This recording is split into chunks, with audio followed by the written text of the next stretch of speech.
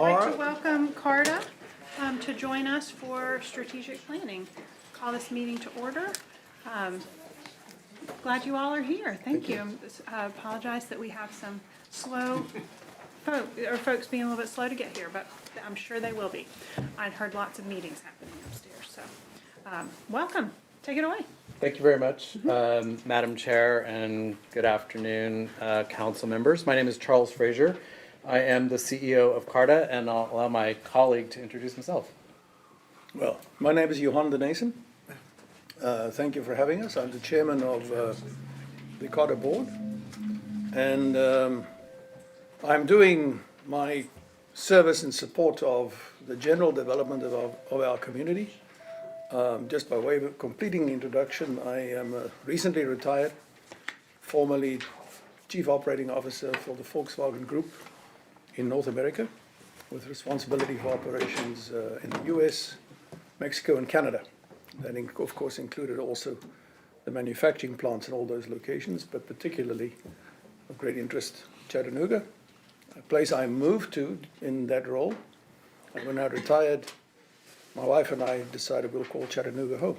So we love this place, and we want to contribute to the growth and development of our community. With that, I am going to go ahead and get started, and I want to be respectful of your time, and I know that the other council members will join us. But I did put together an agenda here, and so you've got about 4 or 5 buckets that we're going to walk through, and good afternoon. But I would like to just start off, Madam Chair, if I could, just with a sincere thank you to you in particular. For the rest of the council members, I'm new to Chattanooga. So I moved here last year, and so I'm brand new. I'm a tax-paying Chattanoogan citizen. But you gave me some really good advice when I first got here, and that was to get to know the community, lean on the city council to learn about how to navigate successfully.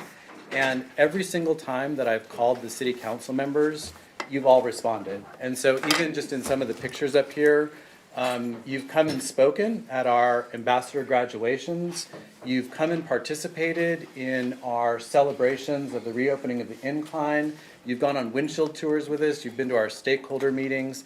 And so I just wanted to give all of you a sincere thank you for helping me feel welcome into this community.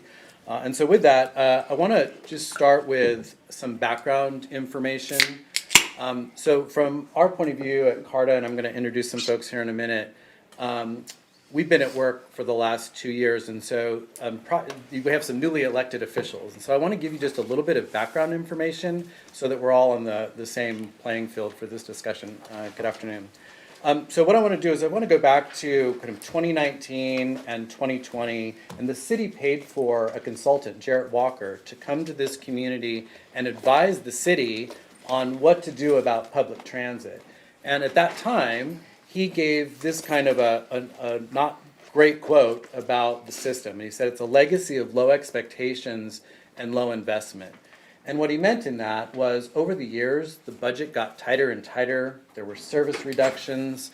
We didn't spend enough time on investing in technology or ongoing maintenance of our system. And the results of that are pictured here a little bit. And so they're a little bit embarrassing, but I just want to walk you through it. Dead center there, that's one of our shuttles that's over 30 years old. That is a piece of duct tape holding it on the side there. It's deferred maintenance, right? Down right below that, there is a shelter there, but if you zoom in on the left, that shelter hasn't been properly maintained. It's rusted through, it's about to fall apart. Right above that is a bus stop. Might look okay, but for anybody that's trying to use the system, there's no route information, there's no bus stop number, there's no real-time information. And so the results of this are poor use of the system and low ridership. And so in 2023, Chattanooga, this council and the mayor's office did a call to action. And what you did was you replaced 8 of our board members and seated 8 brand new people. The mayor appointed them, city council approved, and then our new board turned around and did a national search. And that's how I got this tremendous opportunity to come here and serve this community. And so I just wanted to take 1 second as we're starting off, and I want to introduce you to your board of directors on the Carta board. And so If I could, board members, would you just stand up? So first of all, our chair, Johan Denison, is here. Director Corey Evatt is here. Stephen Culp, Director Stephen Culp is here. Over in this corner, Bill Nye is our director. The science guy? The science guy, the science guy. Director Leandro Sandifer is here. And then finally, Sharita Allen. And so I wanted to, number one, introduce you to the board that you've appointed. Number two, I want to introduce you to some of our management team that's here. So if the management team would just stand up, I'm going to start over here. Scott Wilson is our Chief of Staff. Melanie Jones is our brand new CFO. She is 6 weeks in. She's got airline experience, transit experience. We're so excited that she's here. She's only 6 weeks in, that's why she's still smiling. Behind me here, we have Danuta Four, who's our new Chief Innovation Officer. And then our amazing Chief Operating Officer is here, a longtime employee of Carter Veronica Keebles. Doug is our brand new Director of Planning and Quality. Larnzell Harper, our brand new Director of Transportation. And then Brendan is our Director of External Affairs and Communications. Am I missing any of the team? Yes. Yes, Linda Bullard. Okay. Yes. Very important for Vice Chair. Yes, Vice Chair. indeed. This is the reason why you told me about the need for customer service. This is our very first customer service manager. And so thank you everybody for being here. And she is simply the best. She is simply the Yes, best. she is. Council members, the reason I bring this to your attention is last year during the budget process, you gave CARTA an influx of money. And what I want you to know is you have a team that's here that's dedicated to thinking about how we best serve this community 24/7. My team is thinking about this. This is all we think about. And so I just wanted to have an opportunity for you to see the faces that are working on behalf of the city. So with that, what I'd like to do is take one step back and just let you know what we've been doing all of last year and all of this year. And I'm putting it into 3 big buckets just for ease of digestion. So the first is establishing a shared vision for where we're headed in 20 years. And so I think, council members, you're familiar with the Plan Chattanooga document. What I'll let you know is the investments that the city made in the Jarrett Walker studies, in the VIA study, we took all that work and we combined it into the Plan Chattanooga document itself, so it's not a new creation. It just marries your strategic growth plan with the transit vision plan. Some of you have seen more of the details than others. Karen Rennick and I will be bringing a presentation in February to the full council to go section by section through the long-term transit plan. Councilmember Davis, you've seen some of yours. Councilmember Burrs, you've seen some of these details. But what it lines out for you are the multimodal connections. There's 31 mobility hubs identified throughout the community. There are a few high-demand corridors that have been identified. There's a frequent network that's been identified, and then there are 6 new routes, and then a handful of new services. And I'm talking about van pool, park and ride, things that we have not brought to the table yet. So that's the first thing, is establishing that long-term vision. The second thing we've been doing is stabilizing the organization. So this is 50 years in the making. We're 2 years in. It's taking a little bit of time for us to start to turn the ship. So part of this is corrective actions. And so I'm talking about compliance for policies on how we deal with incidents, accidents, overtime, all of those things, right? Safety. Procedures, how we respond to things. Maintenance, getting all of that deferred maintenance up to speed, creating a capital budget that'll allow us to address those things. Technology is huge. I remember Councilmember Henderson, you pointed me in the right direction last year to work with the enterprise group. We've got some good partnerships there, and we're starting to get a handle on technology. We've got some work to do still. A lot of training. So a lot of our staff, they needed training on the requirements for the service that we provide. There's rules and layers of federal and state and safety rules that we need to do. Secondly, diversifying funding. So this is something that we've been really working hard at. So what I want you to know is that last year, one of the first things that happened when I got here, Hamilton County pulled their funding from CARTA, and it was a little bit of an issue, but I worked closely with Mayor Wamp and his team, and I want you to know that they reinvested in CARTA this year. They're supporting Caravan, not only in Chattanooga, but Caravan in East Ridge and Red Bank. But also Red Bank is contributing, East Ridge is contributing, so we have new local partners at the table. and then a lot more federal grants. I have a slide that I'm going to share with you in a minute that's going to show you your return on investment for your local match in our capital dollars. So I want to walk you through that. So diversifying funding, innovative programs, and so this is just bringing kind of some fresh ideas to what we do. So parking is one of the areas that we manage. I hope that you've heard about our first hour free incentive. So I'm going to give you the stats on that. And it's very nice because the utilization of parking has gone up. And then hopefully no one in this room is not familiar with the Read and Ride program. This is where all students are able to ride the system for free. We have over 1,700 students that are registered. We see typically now on a weekday 300 to 400 students using the system. We've generated over 40,000 trips since we started the program, so we've had some good success there. And then literally, I can't not say this, putting out fires. So we've literally been putting out fires, but happy to let you know that we did celebrate our 130th anniversary recently. The third area that we've been focusing on is community engagement, and I want to take a minute here because this is really where I got the advice from City Council on how to be successful in Chattanooga.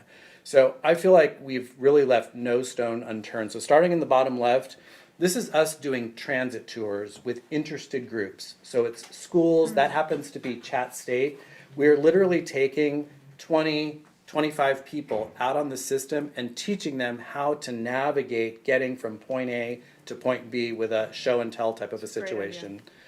To the right of that, we are also doing classroom training. So we're going to schools, we're going to the universities, we're hosting at our center, showing people the network and how to get from point A to point B.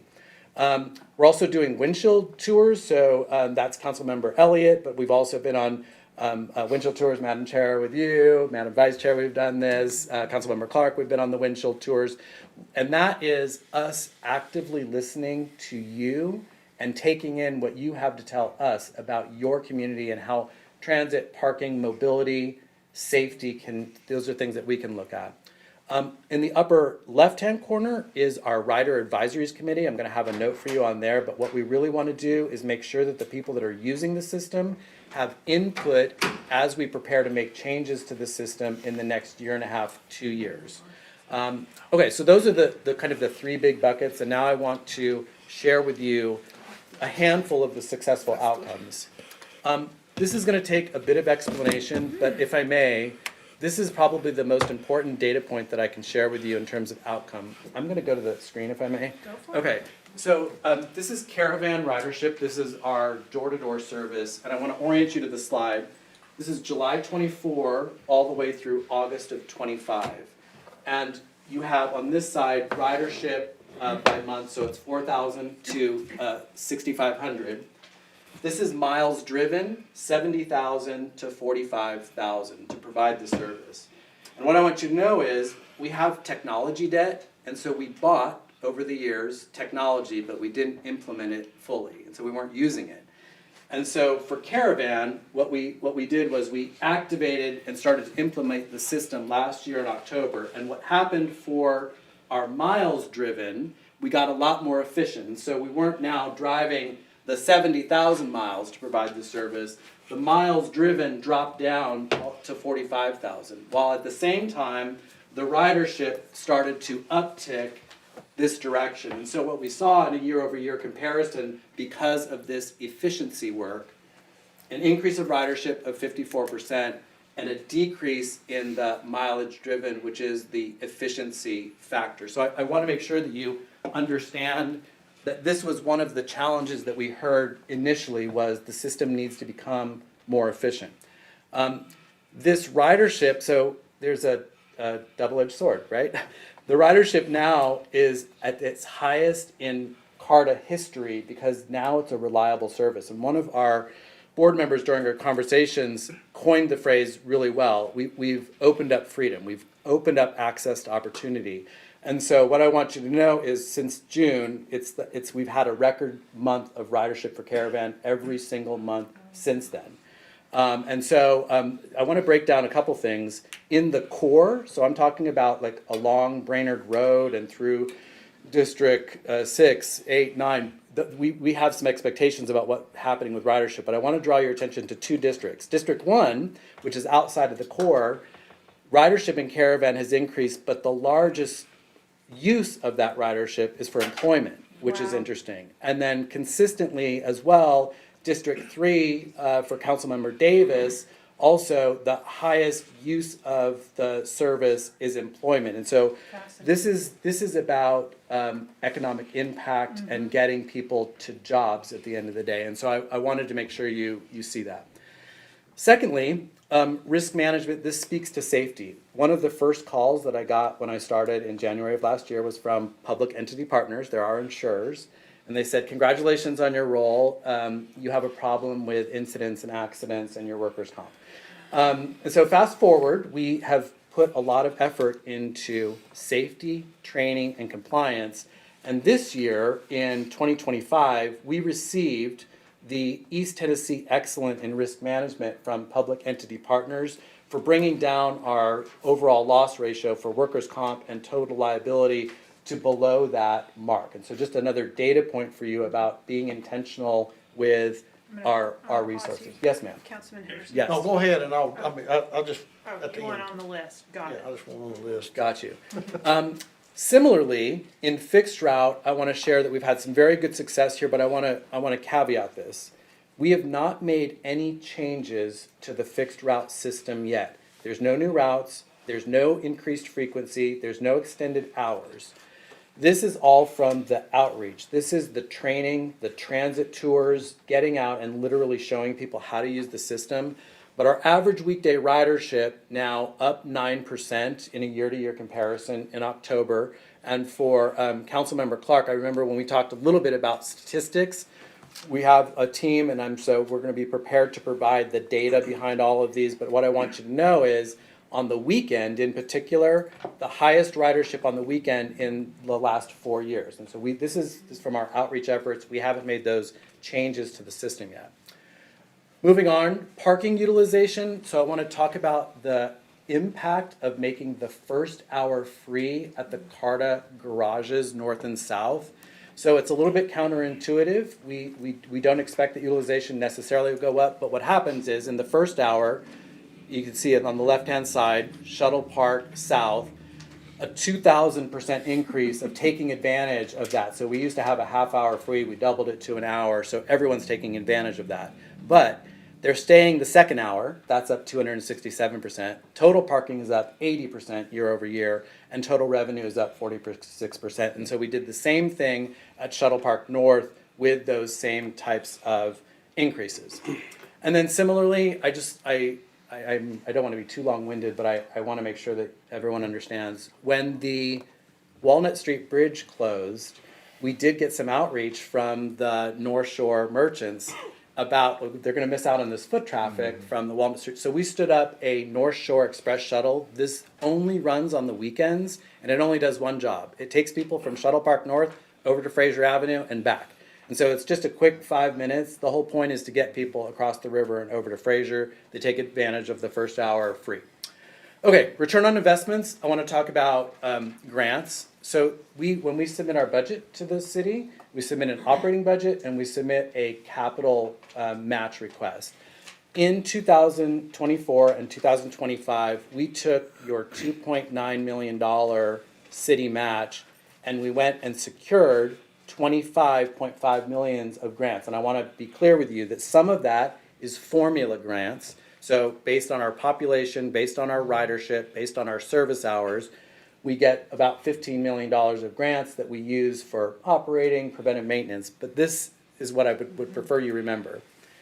$10 million of this we won from competing for grants. And so this is us going out and getting money that would have otherwise gone to other communities. So right now, in this last 2 years, we have almost $4 million to replace vehicles. We have almost $2 million to start. We have not started this yet. Implementing infrastructure, which is sidewalks, it's shelters, it's real-time information. Planning money for a transit-oriented development planning, which I'll talk about in a minute. And then preliminary, almost $750,000 for a preliminary engineering and design of a yet-to-be-determined downtown innovation and transit center for the system. Okay, I have one more section, then I'm gonna let my boss speak here. I want to just give you a preview of the year ahead. And so first thing I'd let you know is we have a lot of internal work that's going on that you're not gonna see. This is us still continuing our technology upgrades. It's us working on policies and procedures, compliance. But for the public, it's important that you're aware of these things. First is the Park Once shuttle network redesign.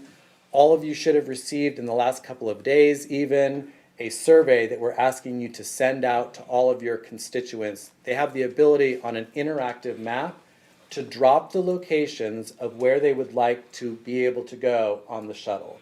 And so we're already starting to gather the information. Many of you participated in the stakeholder, so thank you, Council Member. Who was there? Councilmember Burrs was there, Councilmember Clark was there, Councilmember Davis was there. Thank you, Councilmember Elliott, your representative was there. Thank you very much for sending. But this information is all coming out, and we'll come up with a recommendation for the new shuttles in the summer of next year. Similarly, we're starting the process of the fixed route restructuring. And so what we're doing on the left is going from what we are today to this visionary network on the right. So this is expanded service of fixed route. This is new microtransit on-demand service zones. This is park and ride locations. This is expanded caravan service all the way throughout the county. And we've already done one part of this, which is establish our service performance standards. So we're not just doing this without any guardrails. We're going to hold ourselves accountable. The board has already approved a service standards that we'll be able to publish. How are we doing on our performance? The Rider Advisory Committee, thank you all very much for bringing me your recommendations. Almost all of the districts have representatives. I will give a shout out to Councilmember Davis. Your representative gave us that report after the last meeting, so it was nice to kind of get a summary from the riders that are participating. The next thing we're going to put in front of the Rider Advisory Committee are the bus stop design guidelines. So this will be a policy so that we're distributing these assets equitably throughout the city, and then also the new mobility services. And then finally, in this section, I want to take 1 minute here because this is going to be a very impactful study. This is transit-oriented development. We secured almost $800,000 grant project to study transit-oriented development along our most successful route. It's the Route 4 along the Brainerd Road corridor. The purpose of this study, I'm listing the things on the right, and what I want to be clear about is sometimes it's hard to understand the value of these particular studies, but in this case, we're going to use it to have deliverables that will allow us to go get additional grant money to pay for infrastructure. I'm talking about determining where the mobility hubs along that corridor are best used, but then also in the yellow highlight, identifying the near and long-term infrastructure needs. This is bike, pedestrian infrastructure along the corridor, and then very importantly, the connections either side of the corridor to the neighborhoods. And so we're talking about bike, ped, greenways, all of that. And so the next, when we have the study done, we'll use that finding to get more grant dollars. And so with that, this is the end of the slides. I want to transition to our board chair for just a moment, and then we can take as many questions as you have time for. To just talk about open conversation with the city council about Chattanooga's mobility future and where we think we're headed. So thank you for. Thank you, Charles. Madam Chair, I promise I'm going to try to be brief, although I could keep you detained for hours on this topic. I want to perhaps start my commentary from my perspectives as an industrialist heading up one of our largest employers. When the VW plant was established, it was established with the idea of long-term continued growth. The idea was to integrate the plant, as is the policy around the world now, to integrate manufacturing facilities into the global supply chain. You assign different products to different plants so that you don't duplicate investments. You manufacture from one facility for the global market and you export like this.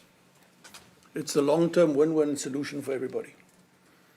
And so the transition idea was first build in America for America, and then as we get up to speed on this global supply system, we'll expand the capacity of the plant. And the plant was designed to do a mirror.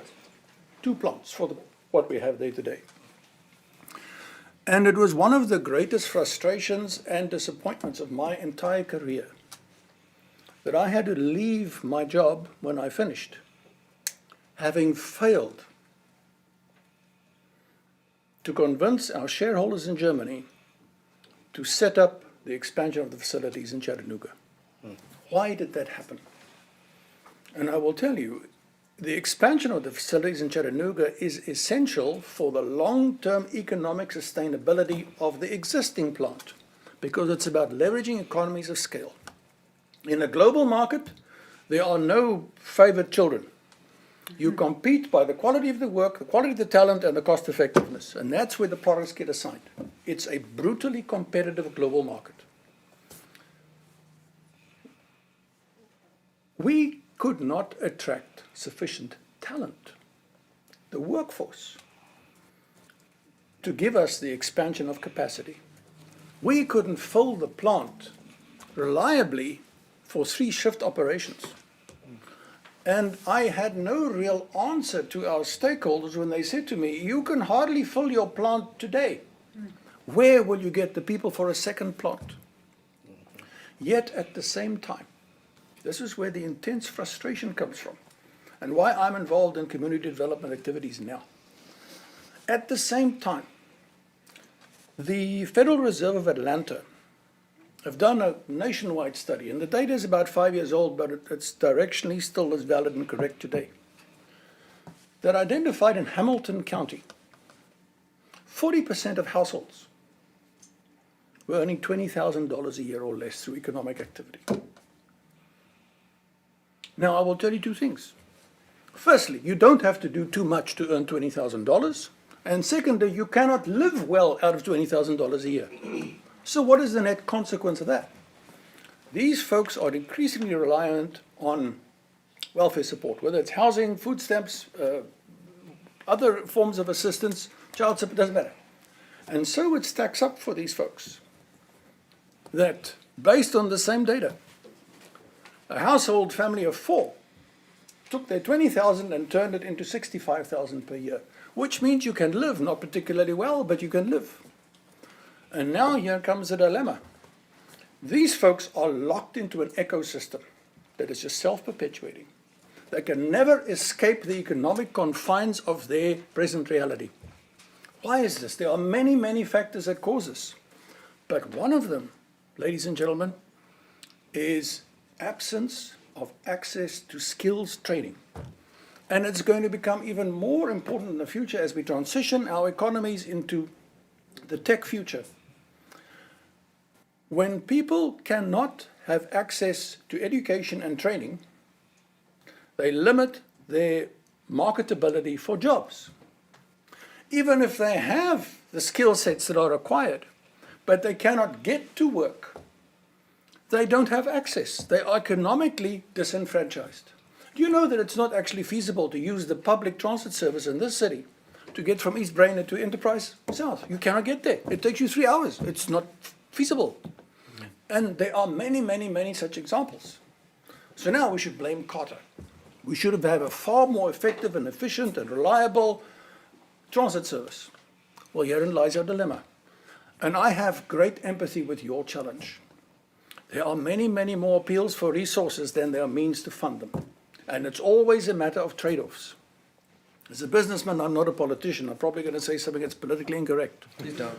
We've already said that Volkswagen's going to go under, so we started there, but go on. The people who use our transit services today are the people who have no other option.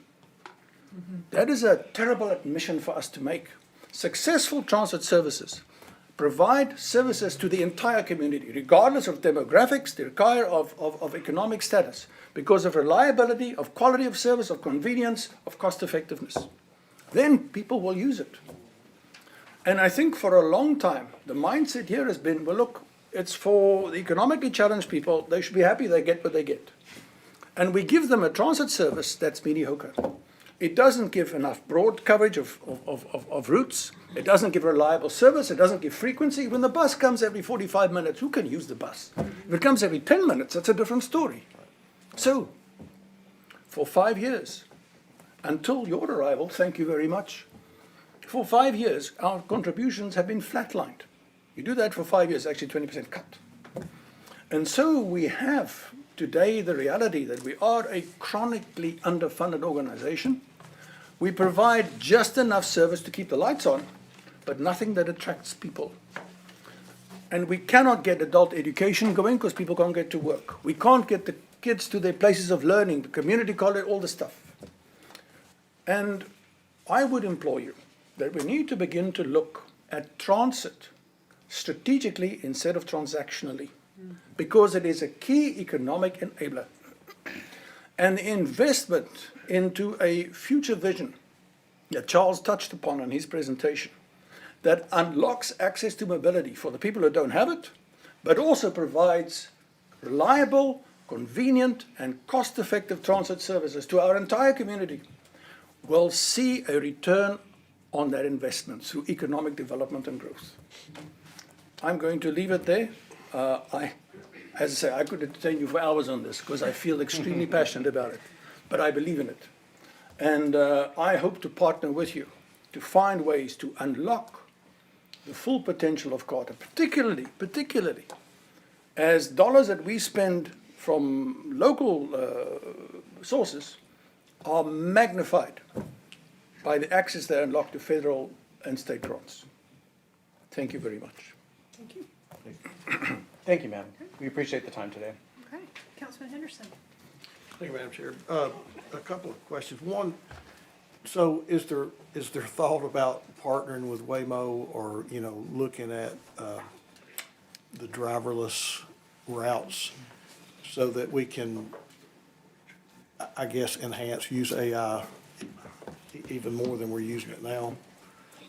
Are we having discussions I can- in that route? If I may, I can give an answer there, if I may. So I think a couple things. Number one, the city was awarded the SMART grant during the last round to expand your intersection coverage, those smart technology. UTC is developing their autonomous network solutions. And so the answer is those discussions are absolutely happening because it only makes sense to partner with all of the community. So the second round of SMART grants are being teed up now. I've been in some conversations with the city. I've been a fly in the room with the city and UTC, but I think the answer is yes, is that we're leaning into all types of technology for the future. It will be vital, actually, to making our successful transit structure work, given the unique geography of Chattanooga. We don't really have a reliable grid pattern. And so fixed routes, getting into the neighborhoods and back, it's difficult. So the way to do this cost effectively is precisely to use technology for first mile, last mile. Bring people out of the neighborhood onto the fixed routes, get them on the main arteries to a transit center where they again do the last mile with autonomous capability. So one of the things that, and you had it on there, I think your transit hubs in some other countries I've been in where that do transportation very well. They have hubs that you can go to a hub, and from that hub, That's right. you can get to any point that you want to get to, and then back to there, and then to another hub, which it doesn't seem like we do here. We don't know. And I understand there's always that push and pull between frequency versus coverage. If you do both, it gets very expensive. So, we have in the past really sort of sacrificed frequency for coverage. We've tried to branch out and spread out. And so therefore, the frequency suffers, and nobody wants to wait 45 minutes on the bus. So we serve a lot of people poorly. That's right. Instead of waiting 15 minutes and being able to, catch a bus and go on to the next one. Because especially if you miss it, then you're waiting for another 45 minutes. So I'm assuming that, and I guess that would be in the strategic plan. And I think that's one thing that we don't have is sort of a strategic plan of how, as you mentioned, the bus routes, the transit would tie into workforce development, how it could benefit us there. And because everything's about a return on investment. For years, we've gotten what we've got, but at the same time, I don't think we've expected very much from our bus service. And it may, I don't mean this derogatory, it may be one of the worst in the nation, compared to other cities around that do transportation very well. And I think these hubs is probably one thing that would help, have a central location that you could kind of disperse from there. One more question, Madam Chair. By the way, you was talking about, I think some of it's education. You mentioned that the caravans had sort of opened up freedom. I think in Chattanooga, people see the automobile as freedom, and I think there's a little bit of re-educating people that maybe that could be different, that freedom could be obtained from public transit as well. Where in District 1 did we pick up ridership? Like, is that through the caravan, or is that? It's through Caravan. So to Okay. directly answer, it's through Caravan. We have a heat map. So part of, so now that we have a team together, we can give you the heat maps and we can show you, and I can sit with each of the council members and start to educate you on where these trips are or originating and where they're going. And then if I Because may. currently, I don't think there is a route in There's not a in my fixed, district. not a fixed route, but the Caravan Yeah, service there's does not a serve. fixed route in District 1. Not yet. Two things, if I may. So number one, to your point about the strategic plan and the vision, the Plan Chattanooga document, when Karen Rennick and I come and present it to you, we'll be able to walk through. There's been 31 of those hubs identified throughout the community. I was recently having a conversation with Councilmember Davis about the one that's planned for District 3, spoken to Councilmember Burrs about the one that's planned for Midtown, and so we can educate and inform about all of these things. And then just the note, I know that you don't, I understand when you say it's one of the worst systems. What I want you to know is that this team of CARTA employees, we are here to change that. I recognize that when I was recruited for this role. This is the fourth transit system that I've had the opportunity to be a part of, and I want you to know that I'm bringing my experience. I choose to be here in Chattanooga to change this. So I just want you to I would be perhaps aware. just quickly want to chime in there. It hurts to hear you say that, but I won't fight you. One of the reasons that I was asked to take on this role was to bring a long and critical eye, and you can't run a public transit entirely like a business, but you can apply business principles to operational effectiveness, efficiency, all these things. And also that goes to the talent that has got operational responsibility. We've changed that. The board and I have worked, and we have brought on the right talent. We have extracted and got rid of a lot of poor efficiencies. For example, on preventative maintenance, parts picking operations, hours spent on all these things that are now metrics, are measured, quantified, and we've got our hands on them. So we are kind of sweeping in front of our doorstep. We got most of the dirt away. We've exposed the very dirty carpet still. But I feel now we have credibility to say you are no longer pouring funds into water into sand. We have built a foundation, and we now seek to build on that. And that's the point where we are now. And don't misunderstand when I say a poor transportation system as opposed to poorly run.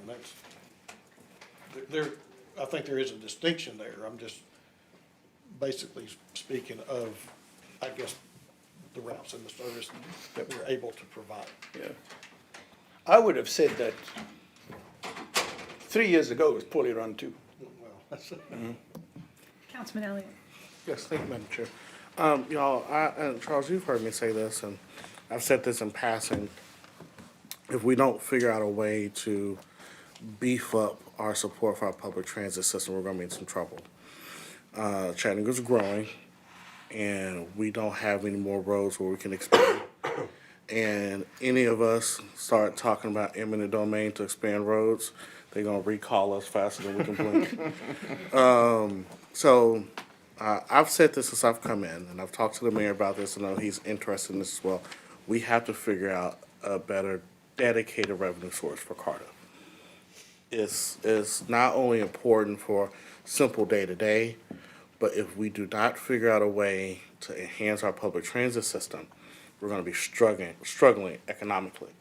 It's part of our bigger vision that we all have to align ourselves to. But to that point, Charles, where are we at with our hubs? I know we need a center, I know we need hubs. And how much is that gonna cost? So there's a couple things that are happening. So we have some grant dollars that are set aside that could be used for the purchase of the land, the design, a potential build.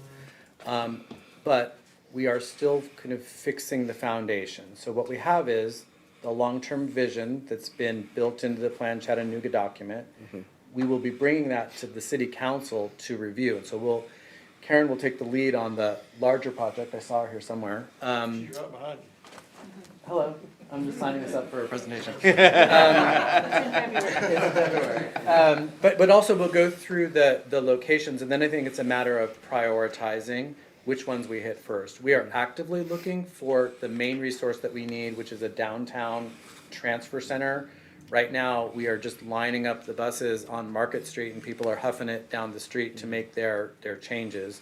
We've got a couple of leads on things, but this is part of the work over the next year. So on one of the slides, it's the fixed route restructuring. We're building that plan now. So Perfect. it's in I development. think I have a couple questions. Oh, statement and two questions. I would love to see when we can get that cost, so we know what we're dealing with. And then we can figure out how we're getting that cost. I don't know if Ellis is here. He's in Nashville. He's Nashville. It may be an opportunity for us to see if our state partners can help with that, because it's important. And Absolutely, for- so. The funding, I'm sorry to interrupt you, but it's not just about the funding, it's also about the locations. Well, you guys will figure out the locations. We're better at suited to help you get the money. That's y'all's responsibility, and we may be able to help lean in on that. But we're part of that is making sure that you guys have the resources to be successful. And then the second question, and this may be, I don't know if this is for you or Phil may know this one. Can you guys release bonds? The answer is yes, we have the ability to do so. Okay. Yes. And for your first, if I may, for your first. Bonds. For your first question, those numbers are being quantified now, not only for the build out of the transit piece, but also all of the adjacent infrastructure. I'm talking about sidewalks, streets, traffic lights, bike ped lanes, all of that is being quantified now and costed out so that we can see what that is. And I'll say this, and I wanted to go back to this. I don't want you to think I'm being dismissive, by no means. But I trust you all, as you guys are the experts. When you hit the nail on the head, we have the right people in the right place. And I think we have to trust you guys to know what that looks like. And so, I'll only ask I have, leave them here, come to us with hard ask. So we know exactly what we can do. If it's helping find land, okay. If it's a dollar amount, tell us so we can help figure that out. Because if you leave it to 9, 10 politicians to start trying to figure something out, we're gonna be chasing our tails for a while. Roger that, I hear you, sir. Okay, thank y'all. Thank you very much.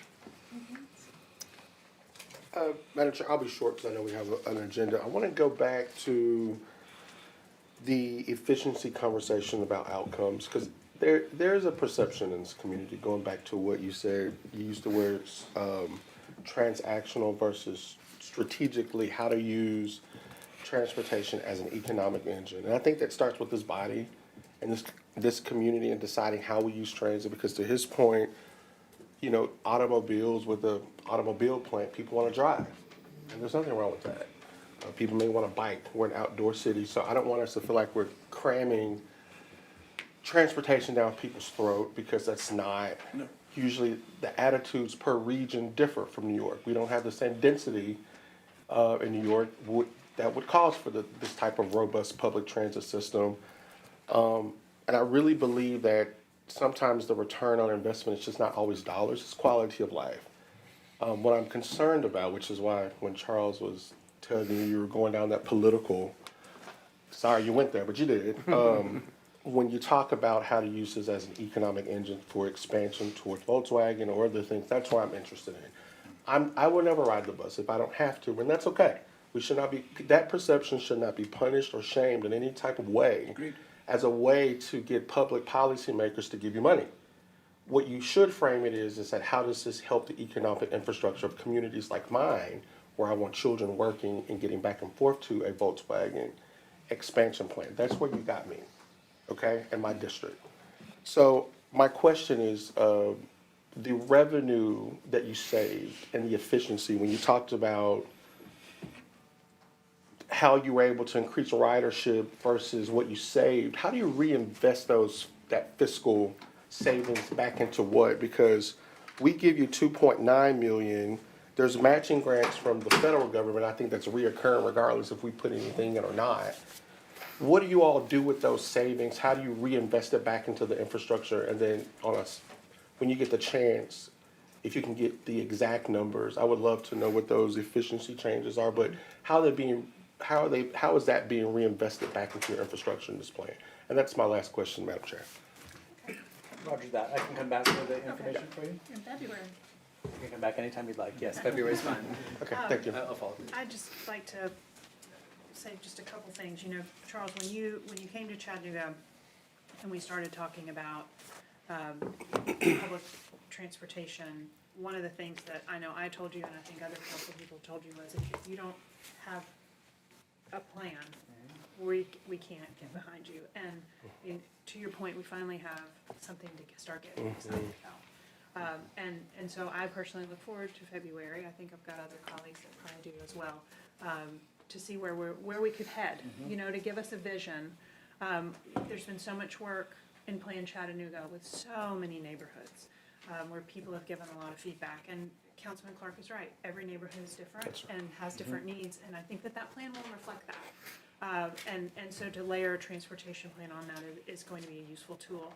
Another thing I will just add, the cost to own a car is pretty extreme, and I believe that an individual needs to make an income of at least $40,000 a year to be able to afford to own a car. And so when you think about not just, okay, so you've hit that $40,000 threshold, now you can have a car and that comes with freedom. Imagine what you could do if you didn't need to buy a car. And how that would open up a good $12,000 a third of your income that then could be used for rent, right? So I do see a lot of opportunity here, and as a parent of a 21-year-old who uses public transportation exclusively and will choose the city she lives in by the public transportation, I am interested to see where we head with this. And also I will add that I think the pedestrian connectivity is going to be key. I had a gentleman yesterday from District 4 actually ask me if the number one thing I get complaints about is paving. And I thought about it a little bit, and then I realized, no, the number one thing I hear about is pedestrian safety. Because what I'm seeing is in some of the neighborhoods in District 2, we are getting denser. Our elbows are closer together, and so that neighborhood need is evolving. And it sounds like you all are putting together a plan that will help us evolve over the next 20 years. So look forward to hearing more. Thank you for being here today. One final note, Madam Chair, I just want to give your team at the city kudos. So everybody in the mayor's, like Kevin, Mandy, your entire team, the reason that transit layer is incorporated into the Plan Chattanooga document is because of your team. When I approached them and said, can we just combine can we put all these efforts together and that way you have one thing to look at, they were responsive to me. And so I just want you, again, I thank you for all of your support. I feel supported, and we look forward to continuing to work on your behalf. Okay, thank you very much. Thank you. Thank you for having us. Oh, If I may. Oh, I okay, just and then you wanted get to- the floor on your items. Yeah. Decide how long. Okay, yeah, just briefly, I've heard nothing but good things, Charles, in many different circles around the cities, and Mandy, you guys are doing some great things at Carta, so thank you. I definitely think we've got the right folks in place. But on a personal note, and this was before y'all's time, but Carta did a tremendous thing for me in the community I was running. I do senior living, and in Easter of 2020, our senior living community was hit by the tornado, and we had to evacuate over 100 senior citizens with dementia and different comorbidities, and Carta was the first on the scene. So thank you. I think that just really stands out as what Carta is to our community, is even in extreme times of need and tragedy, you're there. So thank you. Thank you for that feedback, and we continue to be here at your service. We are public servants, and we look forward to working with you more. Okay, thank you very much. Thank you very much for your time. Appreciate it. Okay, Okay, item number 2, well, really number 4, if we're following the Roman numerals, is the, oh, but you know what, before we do that, now that we have a quorum, can I get a motion on the minutes? Second. All right, the minutes will stand without objection. Okay, so item number 4 on our list is the landscape ordinance from Councilman Harvey. It should be good, because I think it's on this side here. Oh, is it? Is it? Is it? Yep. Yeah. Right there. No, over one? Yep. All right, give me 1 second to hit the button and you'll be good.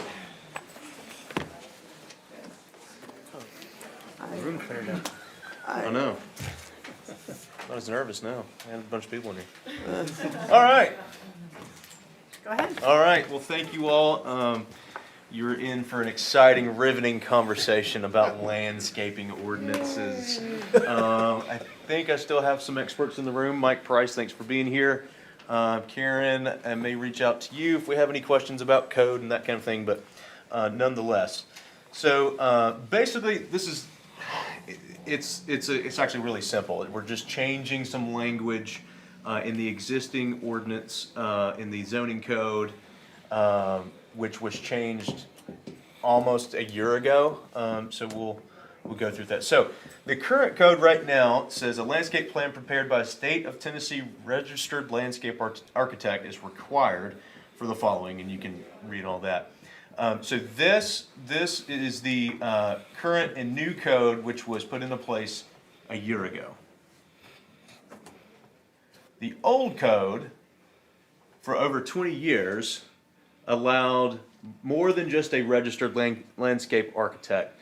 It also allowed architects and engineers to draft their own landscape plans when it comes to a development. Am I saying that right, Mike and Karen? So again, the old code allowed for folks to do that who were not necessarily a landscape architect. It's important to note that the state of Tennessee also allows this. So you don't have to be a landscape architect in order to draft your own landscape plans. You can be an engineer like Mike or a developer who wants to do their own landscape plans. So the proposed amendment is keeping the existing language of a landscape plan prepared by a state of Tennessee registered landscape architect and adding or a registered professional engineer or architect licensed to practice in the state of Tennessee and having competency in landscape plan preparation. And so why? Why did this come up? So a number of things I think answer the why question is amending the ordinance will allow the design professionals of the city to continue to practice the services that they are already qualified to do. So folks like Mike Price and our developers that we already work with, in my opinion, are already extremely qualified. They have been for over 20, 30 years prior to this amendment, which was adopted just a year ago. I think it also helps address the affordable housing need that we're all talking about from a local, state, and national level. It helps cut some red tape and added cost when going through permitting and that kind of thing. And it's also important to note that this was unanimously approved by the Planning Commission. Hamilton County already allows this, so it's really not that big of a change. I'll address some of us, I think all of us probably have gotten some of the opposition emails, and it is important to note there was one person in opposition at the Planning Commission, and they were a landscaping architect.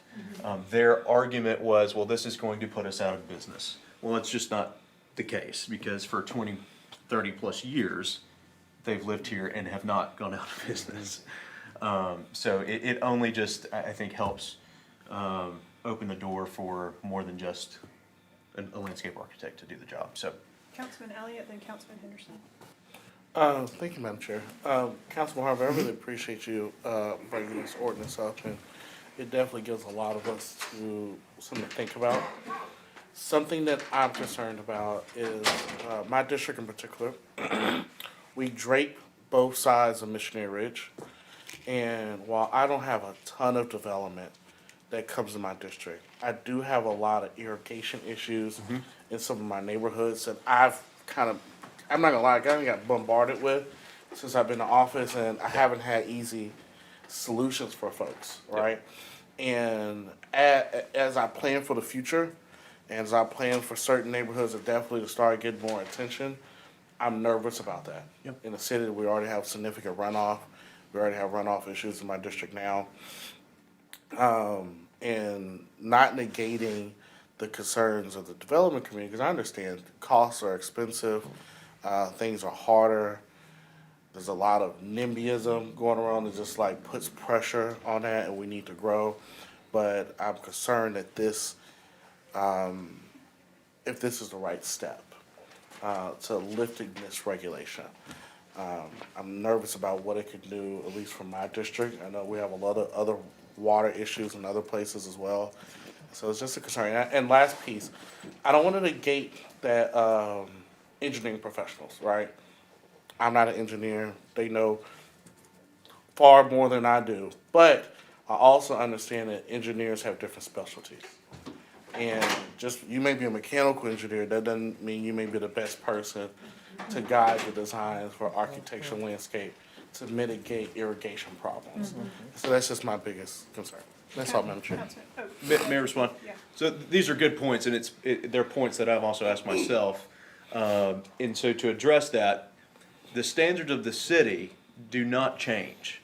So this simply changes who holds the pen when drawing the plans, okay? So again, the standards of the city remain intact. So whoever's holding the pen and drawing these plans, they still have to do the requirements of stormwater irrigation. All that stays the same. And so again, this just changed who is holding the pen. If that makes sense. Councilman Henderson. Thank you. Could you go back to the slide that, I think, to the revision, this one, and having competency? That was gonna be my question. Like, what determines that? Is Good question. Mr. Price. So the way that would work is, for instance, you have architects who do site plans, architects who do grading plans, because they have competency, they have experience in those areas. So if the registrant deems that they feel that they are competent and have that ability, that professionalism to be able to do it, then they can submit plans. Those would then go through the same reviews at the land development office as they currently do. They get the same review, whether it's done by an engineer, whether it's done by an architect or anybody else. So the same review process takes place. If individuals at the city level or anyone else sees that someone doesn't have a competency, they can complain to the state, they do an investigation. But that's extremely rare. So we are really simply allowing the process to take place. For instance, myself, I've done over 600 landscape plans that have been approved by this city. I'm not a landscape architect, but I have competency to know what sort of trees and what is required, what Karn is looking for, and to go through the process. And there's other professionals who know the same thing. So we're just asking it to be put back the way that it was, which seemingly worked since 1996 when the rules were put in. well, I don't know, that just seems like, that puts a little bit of burden on the staff to determine who is competent, who's not. Unless we can define that a little bit better so that it's not so subjective, I guess. Yeah, I understand that. The second thing is, I would have really loved for Bill Gore to have been here to weigh in on this, because here's what happens a lot of times. LDO winds up being the ones that sort of do a lot of the work from applicants that come down and they're not sure what they're doing. And so they'll submit something, and then what it does, it causes a lot of work for LDO to turn around and say, no, you need to do X, Y, Z. And so I guess my concern is, was the revision a year ago because we were seeing a lot of that at LDO? And the answer to that is, I don't know, but if Bill was here, he might be able to tell us. Huh? Yeah, Chris. I can speak to that. Okay. Yep. May I, Madam Chair? I can say that when Karen and I and everyone else was involved in the 3-year process to rewrite the zoning code, this was a staff suggested, not an LDO staff. This was planning staff and the consultants suggested that we go to landscape architect. At that time, we all agreed on that, and I said that if it caused a slowdown in housing production in Chattanooga, we would revisit it. It has caused a slowdown in housing production, so we are revisiting it. I may respond. So I think part of the competency language comes from the state law here. And it says a resident shall provide timely verification of employment and or experience earned by an applicant under the registrant's supervision if there is reasonable assurance that the facts be verified and are accurate. So again, I think the state is determining who is competent. Can I go back to, well, number one, I don't know, how do we know that, how did that cause by requiring a registered landscape architect? Is there not enough registered landscape architects to do the work? Yes, sir, that's the And issue. so that's slowing everything down? Narrowing it down to just that one profession as opposed to the 3 that it had always been. It bottlenecked, and there are more plans than there are landscape architects in town. So it is bottlenecking all over town. Council members. So first of all, thank you, Madam Chair. That was gonna be my question, is what caused the change in the zone? Why was the wording changed to begin with? I think you answered that question. And then the second thing I was gonna say is, well, why don't we do a trial period where it sounds like we've already, was it an informal trial period, or was it an actual monitored, piloted trial period, so that, yeah, for you or Karen, so that, I mean, was it just something, let's keep an eye on it, or do we need to formally take the code as it is and formally track it, for a period of time, or change it and track it for a period of time, or maybe you do both, 6 months as is, track it, 6 months with a change, and see if that's really the cost. To your point, Councilman Henderson, is, did we specifically track it?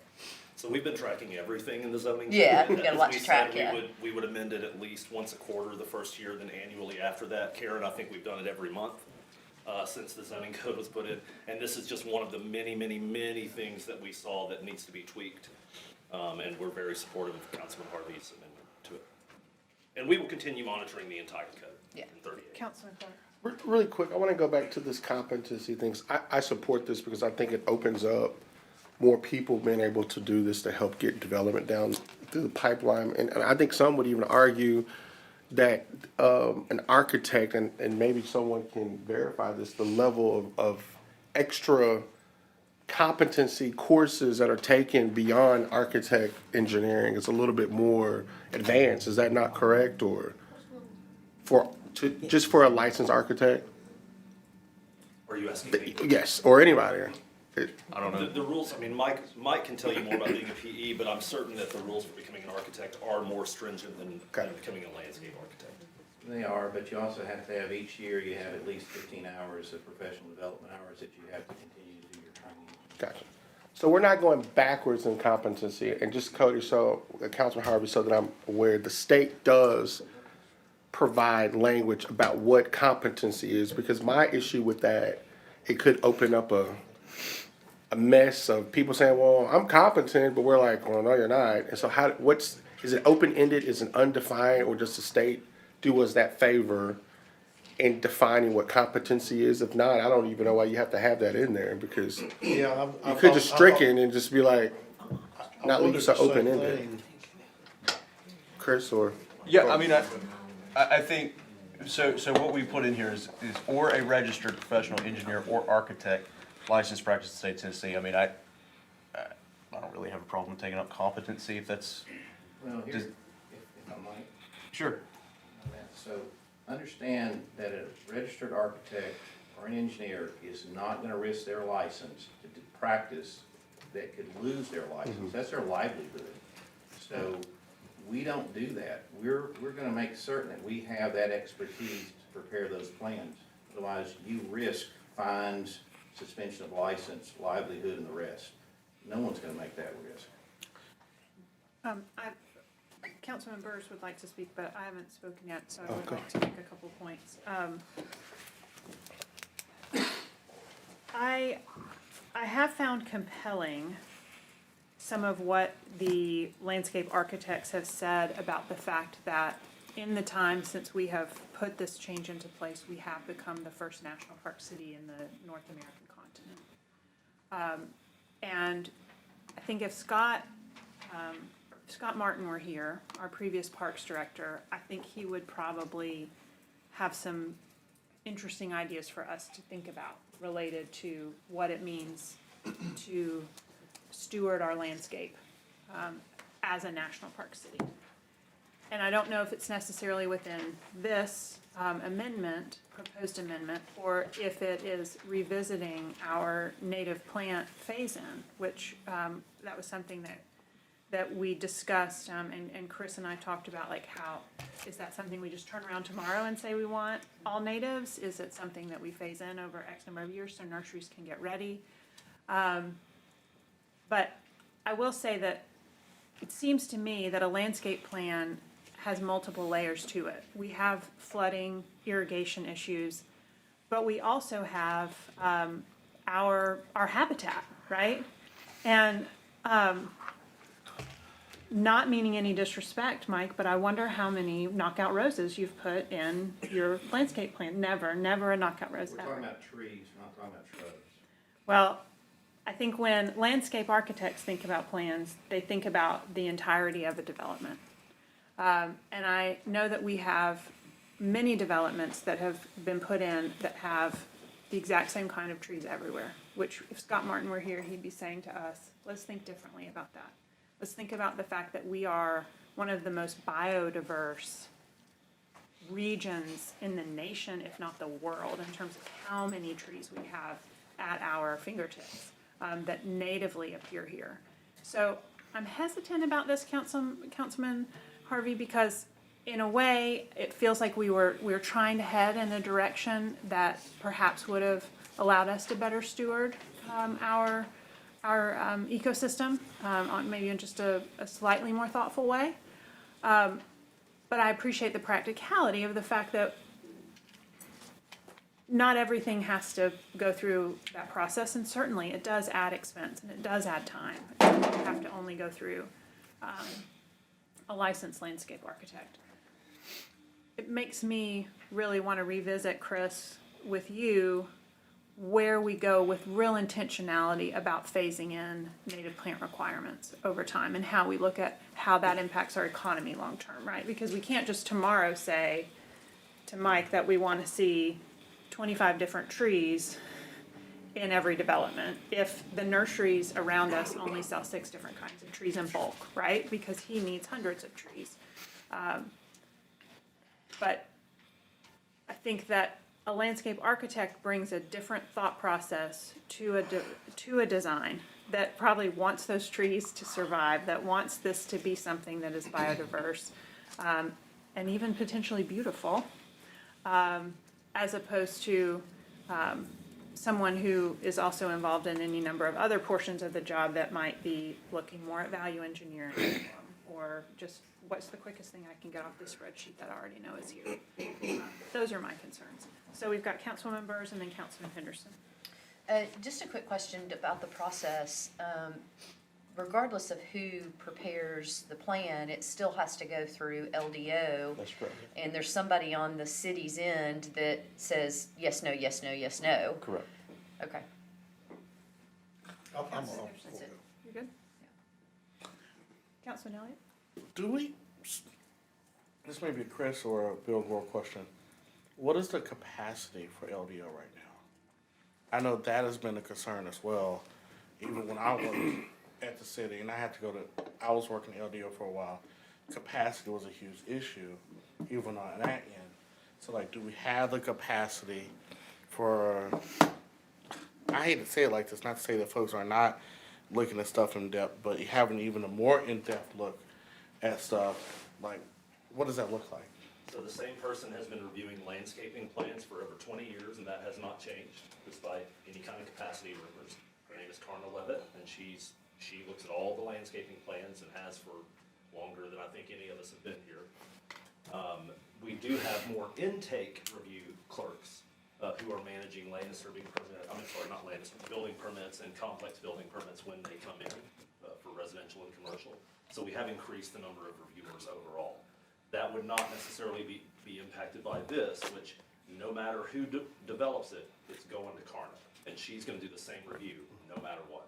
And if we give her an ordinance that says you gotta have native plants or whatever, she's gonna enforce it on everyone equally, no matter what their title is. Thanks, Madam Chair. Councilman Harvey, do you have anything to add? Yeah, again, I just want to reiterate that this, I too share the beautification concerns throughout our city. Believe me, I'm one of the people who has championed, more beautiful communities and getting back to our native beauty because we are the scenic city. I mean, we want to remain that, and we are a national park city. So those things still remain important to me. And that's why I feel that this continues to have the same requirements, that they have to go through the same processes that anybody else does. It's just a different person holding the pen and allowing a little bit more wiggle room for the process to speed up a little bit. So again, if we want to, the native plant ordinances and all that do not change. This does not change that. So they still have to go through the same hoops. Again, it just changes the person holding the pen. Okay. Well, thank you, Councilman, for bringing this to us. Would you like to move this into legislative committee? Yes, please. Okay. Madam Legislative Committee Chair, can you take a look at the calendar and let us know when we can do a legislative committee? Sure. Okay. We'll look for that in our email, if you'll just let me know the date. Okay. All right. Do we have anything else we'd like to discuss? My first looking at this, do you have any objection to having competency in landscape preparation as determined by the land development office is required? Because that's normally who would be looking at these things. I'm good with that. Carna, Yeah, we can. she knows them, sees Yep. them, determines their adequate, that gives you at least a check. We can certainly remove that. That's fine. Okay. All right. Yes. Yeah, Councilman just Davis. one thing, just wanted to let everybody know, the Northgate TIF resolution that I mentioned a few weeks back, a copy of that is in our folders today. So it's on the agenda for January 6th, but since we've got a break here coming up, just wanted to get that language to everybody to review. And yeah, just wanted to point that out. Thank you, Councilman. Councilwoman Burrs. Yes, thank you, Madam Chair.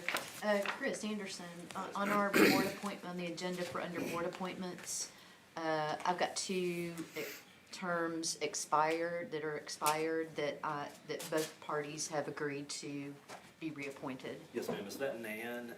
Nan and Linda. That's right. Yep. Yes, ma'am. Those are that'll be- good to go whenever That'll it's. be on the January agenda, and I'll send the Perfect. term information. Awesome, thank you so much. Yes, sir. So we got taken care of. Yes, sir, we'll do that in January. Thanks so much. Everybody good? All right, see you at 3:30.